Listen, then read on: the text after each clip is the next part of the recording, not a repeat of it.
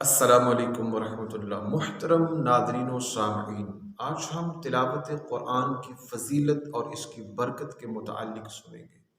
تلاوت قرآن کرنے والے پر رب کے انوار و تجلیات اور رحمت کی کیسی چھما چھم بارش برستی ہے، اور رب کی رحمت اس تلاوت قرآن کرنے والے کو کیسے اپنی لپیٹ میں لے لیتی ہے، اور اس کی فضیلت احادیث مبارکہ کے اندر کیا ذکر کی گئی، اس کی جو ہے وہ اہمیت کو کیسے اجاگر کیا گیا۔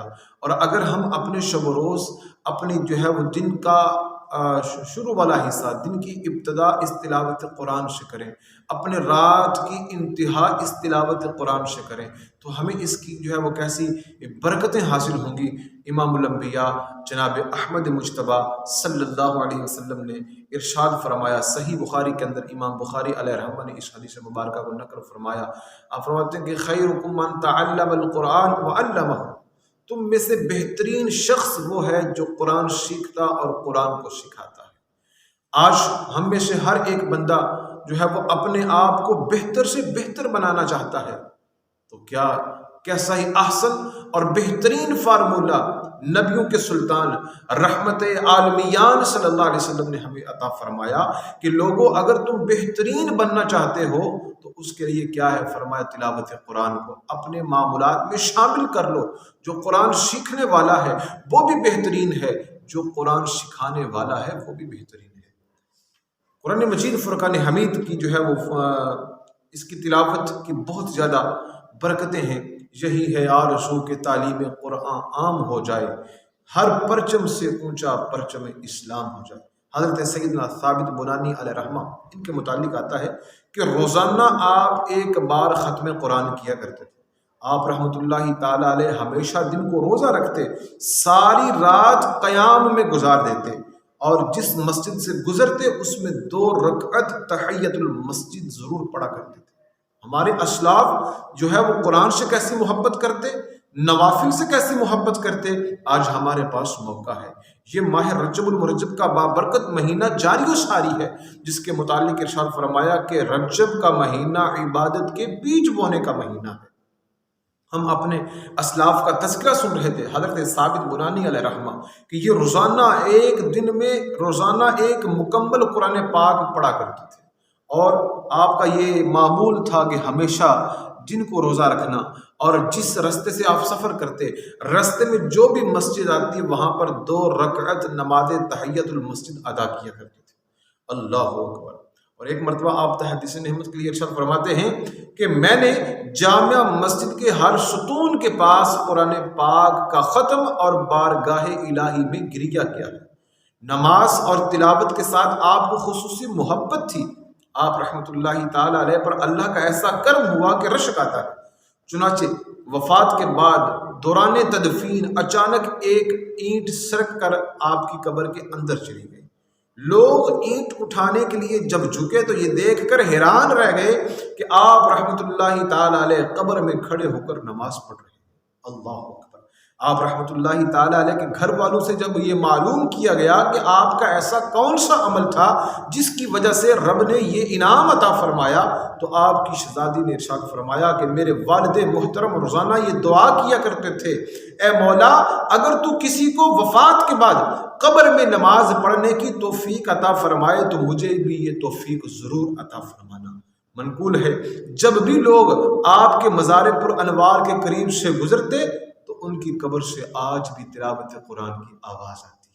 ناظرین و سامعین، ہم ان اسلاف کے ماننے والے ہیں جو قرآن سے ایسی محبت کرتے تھے، جو نماز سے ایسی محبت کرتے تھے۔ ان کی یہ آرزو تھی کہ مولا، اگر قبر میں تو کسی کو نماز کی توفیق عطا فرمائے تو ہمیں بھی ضرور عطا فرمانا۔ اور پھر وہ روزانہ شب و روز ان کا جو ہے وہ اس طرح عبادت الہیہ کے اندر گزرتا تھا، اس قدر شوق اور محبت سے وہ تلاوت قرآن کیا کرتے تھے۔ مرنے کے بعد جب وہ قبر میں پہنچے تو اللہ تبارک و تعالیٰ جل شانہ نے انہیں یہ سعادت قبر کے اندر بھی عطا فرمائی کہ لوگ جب بھی ان کی قبر کے پاس سے گزرتے تو انہیں تلاوت قرآن کی آواز سنائی دیا کرتی۔ اس لیے تو کہتے ہیں کہ دہن میلا نہیں ہوتا، بدن میلا نہیں ہوتا، خدا کے اولیاء کا کفن میلا نہیں ہوتا۔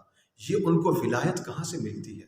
ولایت ملتی ہے نوافل کی کثرت سے، اللہ والوں کے پیار اور محبت سے، اپنے دلوں کو آباد کرنے سے، تلاوت قرآن کرنے سے۔ ایک حدیث مبارکہ کا مفہوم ہے، حدیث قدسی کا ہے کہ اللہ تبارک و تعالیٰ نے ارشاد فرمایا، بندہ نوافل کی کثرت کر کر کے میرا قرب حاصل کر لیتا ہے۔ جب بندہ رب کا قرب حاصل کر لے، رب کے قریب ہو جاتا ہے، تو پھر فرمایا وہ رب کا دوست بن جاتا ہے۔ اور جب بندہ رب کا قرب حاصل کر کے رب کا دوست بن جائے تو پھر فرمایا نہ اس کا جو ہے وہ اس دنیا میں اسے کوئی غم ہوگا، نہ آخرت میں اسے کسی چیز کا خوف اور غم ہوگا۔ اسی لیے تو ارشاد فرمایا کہ خدا کے اولیاء کا کفن میلا نہیں ہوتا۔ اسی طرح خاتم المرسلین شفیع المذنبین رحمت للعالمین صلی اللہ علیہ وسلم کا فرمان دل نشین ہے کہ جو شخص کتاب اللہ کا ایک حرف پڑھے گا اس کو ایک نیکی ملے گی جو 10 نیکیوں کے برابر ہوگی۔ اور آپ نے فرمایا میں یہ نہیں کہتا کہ الف لام میم ایک حرف، بلکہ فرمایا الف ایک، لام ایک اور میم ایک حرف ہے۔ جس نے گویا کہ الف لام میم پڑھ لیا، اللہ تبارک و تعالی جل شانہ اسے 30 نیکیاں عطا فرمائے گا۔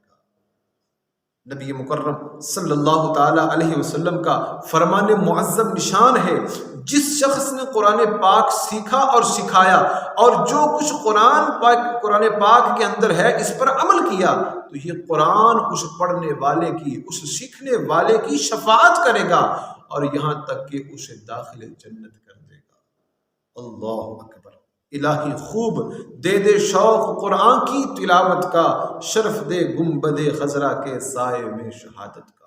یہ اپنے رب سے ہمیں دعا بھی کرتے رہنا چاہیے۔ حضرت سیدنا انس رضی اللہ تعالی عنہ سے روایت ہے کہ جس شخص نے قرآن مجید کی ایک آیت یا دین کی کوئی سنت سکھائی، قیامت کے دن اللہ تبارک و تعالی اس کے لیے ایسا ثواب تیار فرمائے گا کہ اس سے بہتر کوئی اور ثواب نہیں ہوگا۔ اللہ تبارک و تعالی ہمیں کثرت سے تلاوت قرآن کرنے کی توفیق دوام عطا فرمائے۔ احباب ذی وقار، تلاوت قرآن ایک ایسا عمل ہے جو بندے کو دنیا کے اندر بھی اس کے دل کو نور ایمان سے منور کرتا ہے، اور جب بندہ آخرت میں جائے گا تو اس قرآن کی تلاوت کی برکت سے آخرت کی منازل بھی آسان ہو جائیں گے۔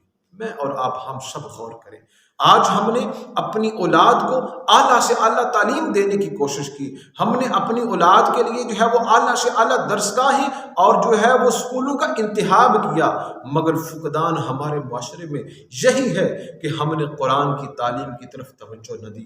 اللہ اکبر۔ مگر یہ دنیاوی تعلیمیں جتنی بھی ہیں یہ ساری کی ساری یہاں تک ہیں، مگر قرآن کی تعلیم وہ ہے جو دنیا کے اندر بھی کام آئے گی، آخرت کے اندر بھی کام آئے گی۔ ہمیں چاہیے یہ تھا کہ ہم دنیاوی تعلیم کے ساتھ ساتھ قرآن کی تعلیم کا اہتمام کرتے۔ جس طرح دنیا کے معاملے میں ہمارا یہ نظریہ ہوتا ہے، ہماری یہ کوشش ہوتی ہے، ہم اس کے لیے بڑی تگ و دو کرتے ہیں کہ ہمارا بچہ، اس کا کیریئر بڑا بہترین ہونا چاہیے، اس کا مستقبل جو ہے وہ سنور جائے، اس کو مستقبل کو سنوارنے کے لیے ہم جو ہے وہ ابھی سے پلاننگ شروع کر دیتے ہیں، اس کو کامیاب اور سکسیسفل انسان بنانے کے لیے ہم اچھے سے اچھے اسکول کا انتخاب کرتے ہیں، اچھا ٹویٹر اس کے لیے جو ہے وہ ایک منتخب کرتے ہیں جو آ کر ہمارے بچے کو پڑھائے۔ تو کیا یہ قرآن کے معاملے میں نہیں ہونا چاہیے تھا؟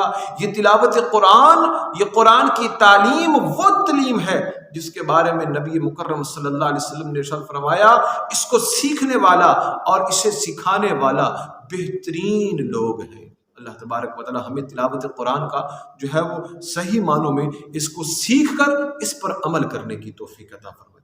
ناظرین و سامعین، یہاں پر ایک بات قابل توجہ ہے، جب ہم میں سے ہر والدین جو اس سٹیج میں ہے کہ آگے اس کی اولاد ہے، جو والدین ہیں بالخصوص، میں ان سے مخاطب ہوں۔ امام الانبیاء صلی اللہ تعالی علیہ وسلم نے ارشاد فرمایا، جب بچہ 7 سال کا ہو جائے تو اسے نماز کا حکم دو، جب وہ 10 سال کا ہو جائے تو اسے سختی کے ساتھ نماز کا حکم دو۔ کیوں؟ امام اہل سنت حضرت امام احمد رضا خان فاضل بریلی علیہ رحمہ نے یہاں پر ارشاد فرمایا اس لیے نہیں کہ اس نے نماز کو چھوڑا ہے تو اس پر سختی کی جائے گی، نہیں، فرمایا وہ رب کے فرض سے دور ہو رہا ہے، جو چیز رب نے فرض کر دی ہے اس فرض سے دور ہو رہا ہے۔ تو اس لیے امام الانبیاء صلی اللہ علیہ وسلم نے ارشاد فرمایا تھا جب وہ 10 سال کی عمر کو پہنچ جائے تو پھر کیا کرنا ہے، اسے سختی کے ساتھ نماز کا حکم دینا ہے۔ کیوں؟ کیونکہ نماز رب نے فرض کی ہے۔ تو جب ہم نے نماز کے لیے یہاں پر فرمایا عمومی طور پر یہاں پر یہ سارے جتنے بھی دینی اور فقہی مسائل ہیں یہ سارے اس کے اندر شامل ہیں۔ جب ہمارا بچہ 10 سال کا ہو جائے اور وہ سمجھ بوجھ رکھنے والا ہو، وہ نماز نہیں پڑھتا، سختی کے ساتھ نماز کا حکم دیا جائے، وہ روزہ نہیں رکھتا، اس کو روزے کا حکم دیا جائے، وہ اگر بے پردگی کا مظاہرہ کر رہا ہے تو اسے پردے کی تلقین کی جائے، جو چیزیں اسلام نے ہمارے اوپر فرض کی ہیں ان کا جو ہے وہ اس کو ان چیزوں کا درس دینا، ان کو اس چیزوں کی تعلیم دینا، یہ والدین کے لیے ضروری ہے، ضروری ہے، ضروری ہے۔ احبابی سے وقار، اب یہاں پر یہ بات ذہن نشین کر لیں، ہمارا دین، دین اسلام جس نے ہر معاملے کے اندر ہماری رہنمائی کی ہے، دنیا کی بھی ہماری بہتر بنائی ہے، اور پھر آخرت کے اندر بھی جو ہمیں انعام و اکرام ملنے ہیں ان کا ہم سے وعدہ بھی فرمایا ہے۔ اس دین اسلام کو چھوڑ کر ہم کبھی بھی کامیاب نہیں ہو سکتے۔ آئیے میں آپ کو دعوت فکر دیتا ہوں، اپنی اولاد کی تربیت تلاوت قرآن کے مطابق کیجیے، اپنی اولاد کی تربیت رسول اللہ صلی اللہ علیہ وسلم کے فرمان کے مطابق کیجیے۔ یہ دونوں چیزیں، قرآن بھی ہو اور فرمان مصطفیٰ بھی ہو، یہ دونوں چیزیں ساتھ لے کر چلیں گے۔ ان کے سائے میں اگر ہماری اولاد نے تربیت پالی، وہ اولاد ہمارے لیے دنیا میں بھی جو ہے وہ راحت اور آسانی کا سامان ہوگی، اور یہی اولاد قیامت کے روز ہمارے لیے بخشش کا بھی سامان ہوگی۔ اللہ تبارک و تعالی ہمیں عمل کی توفیق عطا فرمائے، اپنی اولاد کو دین اسلام کی تعلیمات سکھانے کی توفیق عطا فرمائے۔ بڑے افسوس کی بات ہوتی ہے جب ہمارا بچہ ایک دن صبح سکول نہ جائے تو ہمارا جو ہے وہ نوجوان، اس کے ماتھے پر جو ہے وہ اس قدر جو ہے وہ غصے کا اظہار ہوتا ہے، مگر بڑے افسوس کی بات ہے ایک دن وہ سکول نہ گیا، اس نے نقصان کر لیا، مگر جب وہی بچہ بڑا ہوتا ہے اور نماز نہیں پڑھتا، افسوس کی بات ہے وہ والد جو ایک دن سکول نہ جانے کی وجہ سے غمزدہ تھا، مگر آج اس کے سامنے اس کا بیٹا نماز نہیں پڑھ رہا، مگر باپ کے ماتھے پر شکن نہیں آتا۔ یہ ایمان کی کمزوری ہے۔ اللہ تبارک و تعالی ہمیں ایمان کی پختگی نصیب فرمائے، اور جب ہم دنیاوی معاملے میں اتنے جو ہے وہ حساس ہیں تو دین کے معاملے میں بھی ہم حساس ہو جائیں۔ اللہ تبارک و تعالی عمل کی توفیق عطا فرمائے، اولاد کی تربیت کی توفیق عطا فرمائے، کثرت سے شوق اور محبت سے تلاوت قرآن کی توفیق عطا فرمائے۔ آمین بجاہ النبی الامین صلی اللہ علیہ وسلم۔ مکمل تحقیقاتی اسلامک ویڈیوز دیکھنے کے لیے ہمارے چینل کو لائک اور سبسکرائب کریں اور بیل آئیکن کو ضرور پریس کریں۔